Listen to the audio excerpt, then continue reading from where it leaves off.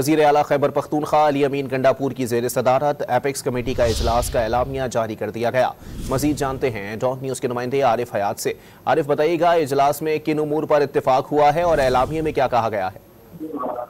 जी बिल्कुल, जो इजलास हुआ है तो उसमें जो बनु जरगे के वफाती तो उनके तमाम मुतालिबात मंजूर कर लिए गए हैं।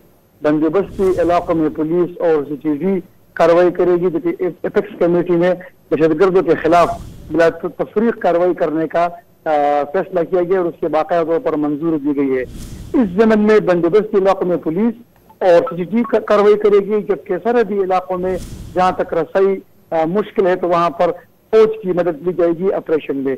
पुलिस को भी हिदायत जारी कर दी गई है इस इजलास से ही कि हर सूरत में वो इन इलाकों में जो मामूल का गश्त है तो वो यकीनी बनाए। साथ में वज़ीर ने के मेंबरान ने वाज़ेह किया कि अस्करी इदारों ने कुछ रोज कबल ये वाज़ेह किया है कि कोई नया ऑपरेशन नहीं हो रहा, लेकिन जो पहले से जारी ऑपरेशन है तो उसको मजीद तक़वियत दी जाएगी, उसको मजीद मौसर कर दी जाएगी। ये जितने भी मशकूक इलाके हैं और जितने भी मशकूक मदारिस हैं तो उसके खिलाफ कार्रवाई सीसीटीवी करेगी। उस सूबे में जितनी भी नई आसामियाँ होंगी तो उनमें जुनूबी अज़ा को तरक्की दी जाएगी।